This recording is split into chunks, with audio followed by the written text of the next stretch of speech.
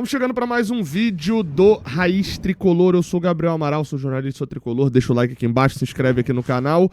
Dia 21 de março, sexta-feira, e a gente fala de Fluminense. É o que a gente sempre faz aqui nesse canal. A gente pode, às vezes, falar até de um outro assunto, mas eu sempre vou trazer uma reflexão pro lado do Fluminense, pelo menos, tá? Bem, o que chamou atenção foi o Brasil e Colômbia, que teve nesse final de quinta-feira. Quer dizer, o Brasil e Colômbia nem tanto chamou atenção, 2-1 pro Brasil. Não dá pro Dorival Júnior continuar na seleção, mas como ele ganhou, vão manter ele na seleção. A verdade é essa. E também não vão peitar para trocar outro técnico de novo. Tirar o Felipe Luiz do Flamengo, que seria a unanimidade da mídia nesse momento, não vão fazer. Então, né, nesse caso, basicamente vão deixar o Dorival por lá. Mas o meu ponto aqui não é sobre a seleção, não é sobre o Vinícius Júnior, a falta de decisão que esses jogadores da seleção hoje em dia têm. O futebol hoje em dia está muito coletivo. Teve alguém que fez essa análise no Twitter e eu não confesso que eu não vou lembrar agora. Acho que foi o Andrei Hitchcock, não sei como é que se pronuncia o sobrenome dele. É que o futebol hoje em dia está tão coletivo que você depende muito da massa de treinamentos que os clubes fazem.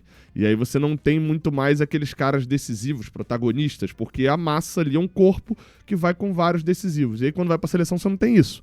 E a nossa seleção sempre viveu muito desses caras decisivos, né? É um ponto aí do porquê que também a seleção brasileira não tem funcionado. Mas falando em caras decisivos, a gente fala sobre John Arias, né? Jogador que, apesar de não ter feito uma boa final de campeonato carioca, é o melhor jogador para mim do Brasil, foi o melhor jogador do Brasil nesse primeiro trimestre. Foi destaque, cara, do jogo da seleção. Eu fui buscar aqui, foi Brasil e Colômbia, 2-1 pro Brasil. Fui buscar aqui os números do John Arias. Basicamente, ele fez o seguinte, ele jogou por 40, até os 40 do segundo tempo, né, cerca de 80 minutos ali, 85 minutos de jogo. Ele deu um passe decisivo, vou mostrar aqui daqui a pouco o lance rapidamente, né? Ele deu 21 passes e acertou os 21, sendo só 8 para trás. Então é um cara que pega a bola e leva a bola para frente. Acertou todos os lançamentos longos que tentou, sofreu 5 faltas, foi o cara caçado da Colômbia ali dentro de campo também. Perdeu pouco a posse de bola, o único erro que ele teve dentro do jogo mesmo foi a questão dos cruzamentos, que só acertou metade. É uma questão, o John Arias, eu não sei se vocês têm essa impressão, o John Arias não consegue cruzar bem pelo alto. Já tiveram essa impressão em jogos do Fluminense? Eu tô falando isso sem olhar os números, né? Mas já percebi isso algumas vezes. Os cruzamentos que ele dá a maioria das vezes pro Germancano é uma bola muito difícil de ser marcada e muito difícil de acertar. Ele acerta porque ele é bom pra cacete. Que é um cruzamento a meia altura, que pro Germancano é a altura dele, e que a bola faz o arco e vai chegar pro cara que tá correndo por trás do zagueiro. Pro cara que tá se projetando pra frente. E não no cruzamento do balão pro centroavante ganhar pelo alto, porque o Germancano não é esse centroavante. E quando ele tenta mandar o balão, agora que a gente tem o Everaldo, ele tem errado muito. Inclusive o gol do Keno no jogo de ida contra o Flamengo surge de um erro de cruzamento do John Arias. Eu acho que às vezes ele bate forte demais na bola. Escanteio, falta dele acaba não me agradando tanto. Mas, enfim, um jogaço dele. Não dá pra dizer um jogaço, né? Mas um ótimo jogo dele contra a equipe do Dorival Júnior, da seleção brasileira. E com destaque, na Colômbia ele ainda volta mais pra marcar 3 desarmes do John Arias.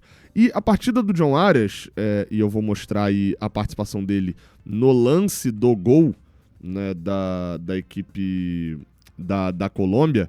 O John Arias, eu vou ter que botar aí na tela pequenininho, mas aí você dá give your jumps aí pra poder ver, né? John Arias, você viu, ó, deixa eu girar aqui pra poder botar desde o início o lance, ó.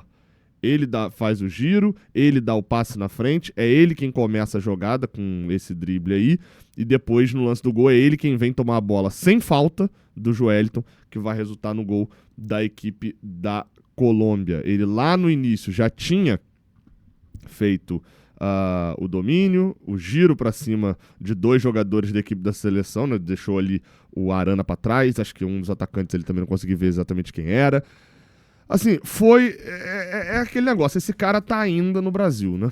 E ele tá ainda no Brasil, graças a Deus, no Fluminense. E aí, como eu falei, chamou atenção. Páginas e mais páginas de futebol sul-americano, ó, essa aqui que é de um gringo,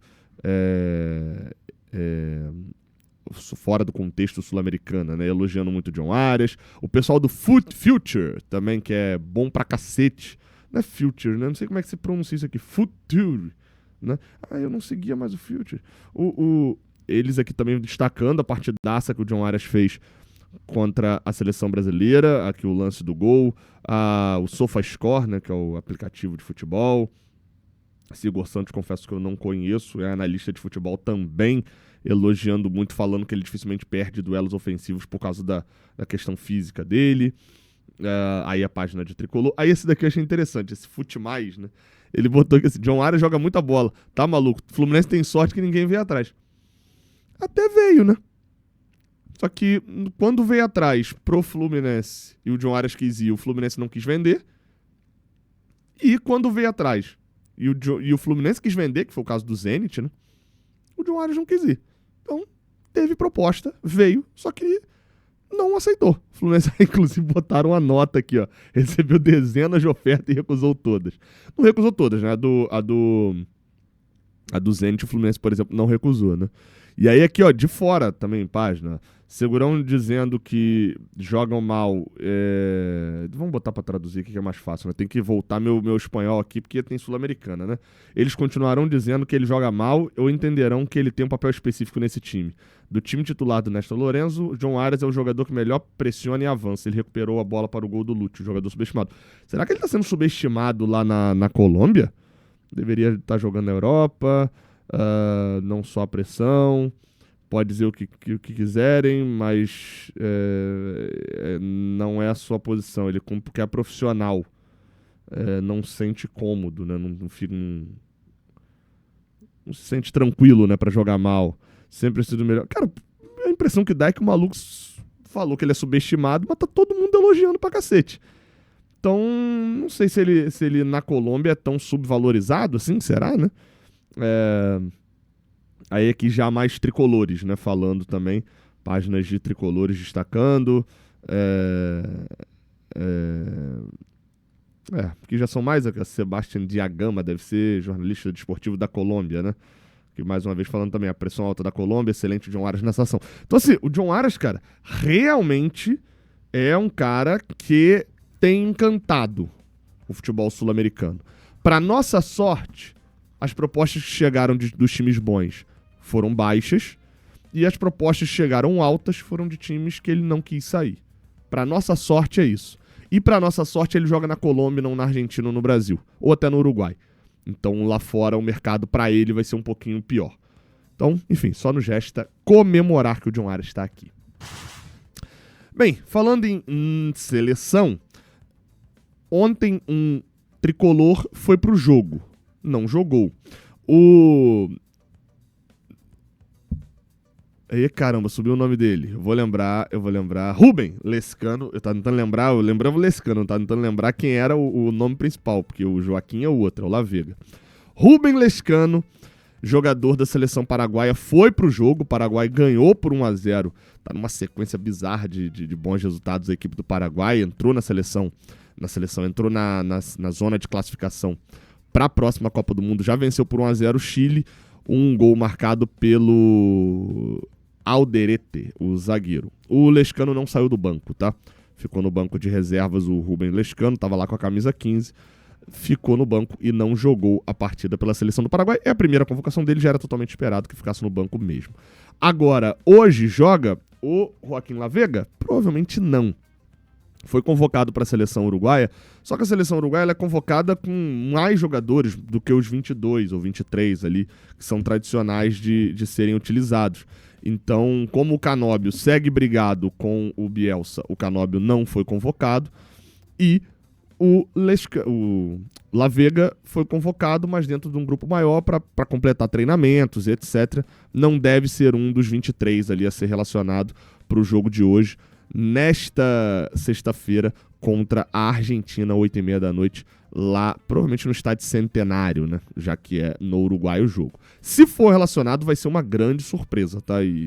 Mas, enfim, ainda é jovem, foi convocado muito mais para ser observado de perto e completar treinamento do que necessariamente para já jogar nessa data FIFA.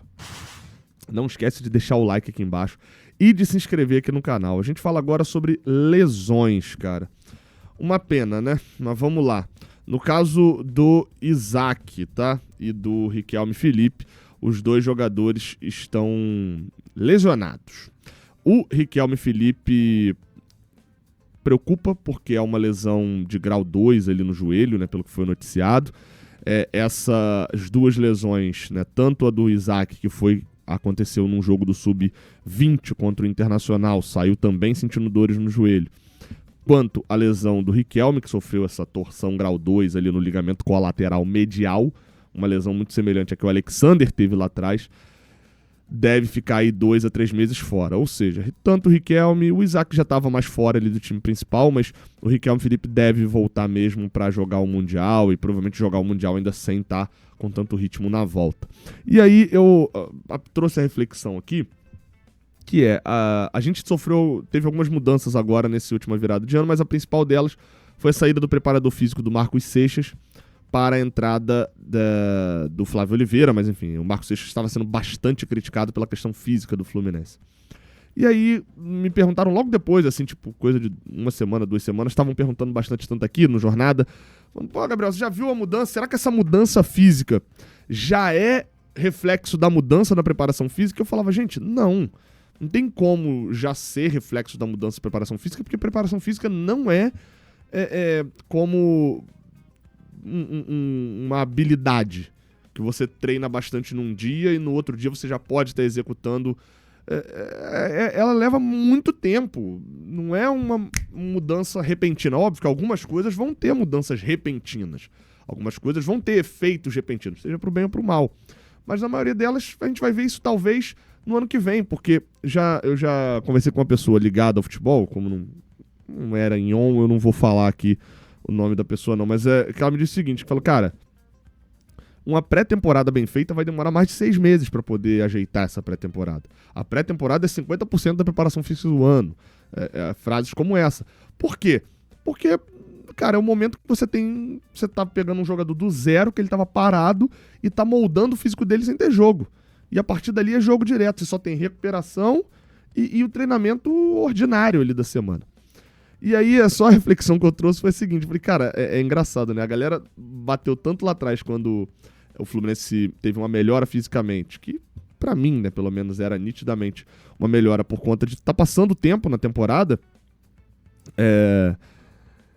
e atribuíam já a troca do preparador físico. Aí, será que essas lesões agora também já são culpa do novo preparador físico? Pra mim, óbvio que não. E aí até isso fala um pouco sobre a questão do subir o garoto da base, né? A gente vê isso em alguns outros clubes, mas acho que no Fluminense, até por a gente acompanhar mais, chama um pouco mais a nossa atenção. Jogadores do Fluminense, quando sobem do 17 direto pro profissional, eles vêm com um espaço ali vazio de 3 anos de falta de preparação física. É totalmente normal que esses garotos subam e, tenham dificuldade física dentro do jogo. A gente costuma falar bem assim, é moleque, com 17 anos tem que correr mais do que vai correr mais do que o de 28. E não, porque o moleque de 17 corre errado. O moleque de 17 está acostumado a correr contra moleque de 17. O de 30 está acostumado há mais de 15 anos, mais de 10 anos a correr como profissional. Então, no geral, o Riquelme ia ter dificuldade para jogar 90 minutos. Até agora não jogou, inclusive. Você vai ter esses processos. E aí, o que pode ter acontecido nessa questão do Riquelme? Foi até num lance, agora eu confesso que não estou lembrando aqui, mas também passou essa informação, perdão aí a quem for o crédito. Mas parece que foi num lance com o Freitas ali, que ele foi chutar, dividiu, um lance totalmente fortuito, que acabou sentindo o joelho. Porque isso pode acontecer, o moleque tá ganhando massa, o moleque tá forçando mais o físico dele, com 18 anos agora, a ponto de tá lá na frente. Agora, o que salta mais aos olhos, né, no caso do Isaac e do Riquelme, deles terem treinado profissional, acho que o Wallace Davi também treinou um bom tempo profissional, também sentiu uma lesão, mas acho que a dele foi muscular. Mas enfim, treinaram, vão ficar fora um tempo por lesão, então no seu primeiro ano profissional não é para ser protagonista. Agora, o que chama mais atenção em relação ao Riquelme é a questão do contrato. O Riquelme Felipe, o Isaac, vou falar aqui basicamente dos dois, tá? Os dois têm 18 anos, acabaram de fazer 18 anos, e o Isaac, no dia que fez 18 anos, o contrato dele no dia seguinte, ou no mesmo dia, foi publicado, dizendo, olha, assinou e tá aqui, o Fluminense renovou o contrato dele por 5 anos e assim, e tá.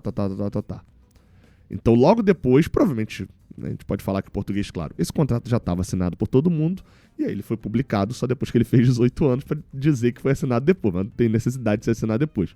Esse contrato já estava guardado e o Isaac assinou. Por quê? Até 18 anos só pode assinar por 3 anos. Quando faz 18 pode assinar por 5. Então normalmente um jogador renova o contrato quando faz 16, renova outro. Quando sobe pro profissional, sobe, ganha uma renovação e renova outro quando faz 18 e prolonga esse contrato já um bom tempo. O de 16 é para se virar profissional.